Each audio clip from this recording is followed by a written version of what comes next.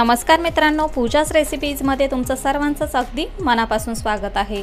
पितृपक्षामध्ये आवर्जून केले जाणारे उडदाच्या डाळीचे वडे अगदी सोप्या पद्धतीने कसे बनवायचे ते आज आपण बघणार आहोत।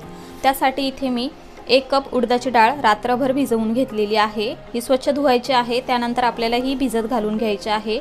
वेळ नसेल तर साधारणतः 5 ते 6 तास जरी भिजवली तरी देखील चालू शकते।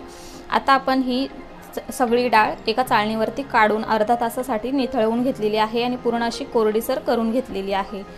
इथे 3 हिरव्या मिरच्या चिरून घेतलेल्या आहेत, अर्धा इंच आल्याचे काप, 4 ते 5 लसणाच्या पाकळ्या, पाव चमचा जिरं, थोडीशी बारीक चिरलेली कोथिंबीर, चवीनुसार मीठ आणि 1 चिमूटभर सोडा घेतलेला आहे। इथे एक मिक्सरचं भांडं घेतलेलं आहे, त्यामध्ये आपण सर्व डाळ काढून घेऊया। सर्व डाळ मी इथे मिक्सरच्या भांड्यामध्ये काढून घेतलेली आहे।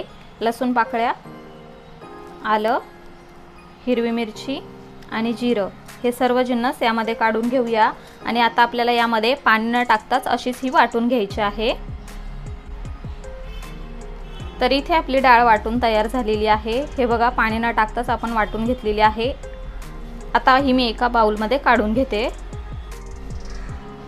सर्व डाळ वाटून घेतलेली आहे आणि एका बाउलमध्ये काढून घेतलेली आहे। यामध्येच आपण चवीपुरतं मीठ टाकून घेऊया आणि आपण जो चिमूटभर सोडा घेतलेला आहे तो सुद्धा टाकून घेऊया।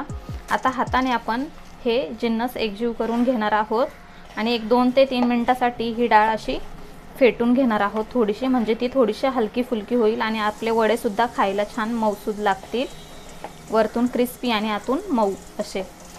तर आता ही डाळ मी हे बघा यामध्ये अशी फेटून घेते हाताने।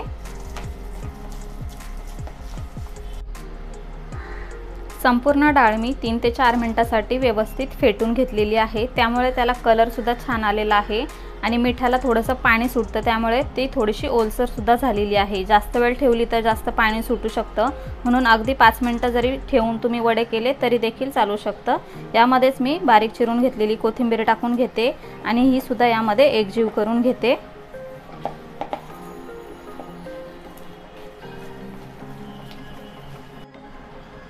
इथे मी एक गाळणी घेतलेली आहे, त्याला वरच्या बाजूला मी थोडंसं पाण्याचा हात लावून घेते आणि आपलं जे वड्याचं मिश्रण आहे ते आपल्याला यावरती असं ठेवून घ्यायचं आहे।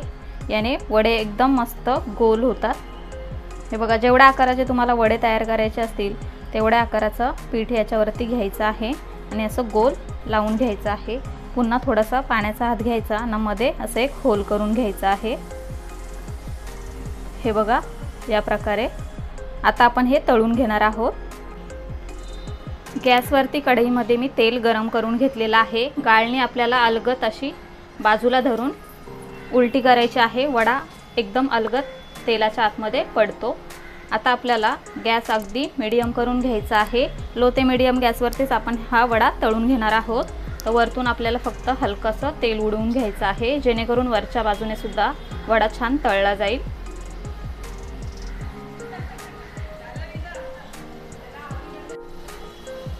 आता आपण हा वडा उलटवून घेऊया आणि दुसऱ्या बाजूने सुद्धा मस्तपैकी तळून घेऊया।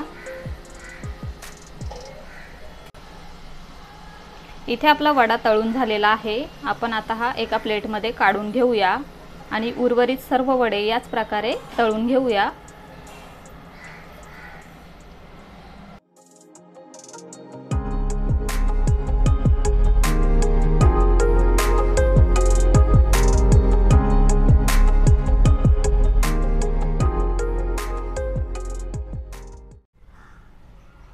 तर अशा प्रकारे इथे आपल्या उडदाच्या डाळीचे वडे बनवून तयार झालेले आहेत। पितृपक्षात श्राद्धाच्या स्वयंपाकात बनवले जाणारे उडदाचे वडे कसे बनवायचे ते आपण आज पाहिले। इतर दिवशी देखील नाश्त्यासाठी हे गरमागरम खमंग वडे तुम्ही बनवू शकता। हे खुसखुशीत वडे नारळाच्या चटणीसोबत अगदी सुरेख लागतात। थंडीच्या दिवसात भरपूर भूक लागते आणि खाल्लेलं छान पचतंही, त्यामुळे थंडीत नाश्त्यासाठी हा ऑप्शन तुम्ही ट्राय करू शकता। घरातील लहान मुलांना देखील हा नाश्ता खूप आवडेल। आजची रेसिपी तुम्हाला कशी वाटली ते आम्हाला कमेंटद्वारे नक्की कळवा। व्हिडिओ आवडला असेल तर व्हिडिओला जास्तीत जास्त लाईक करा, शेअर करा आणि अशाच नवीन रेसिपीज बघण्यासाठी पूजास रेसिपीजला सबस्क्राइब करा। लवकरच भेटूया अशाच एका नवीन रेसिपीसोबत। तोपर्यंत bye bye, take care, eat healthy, live healthy.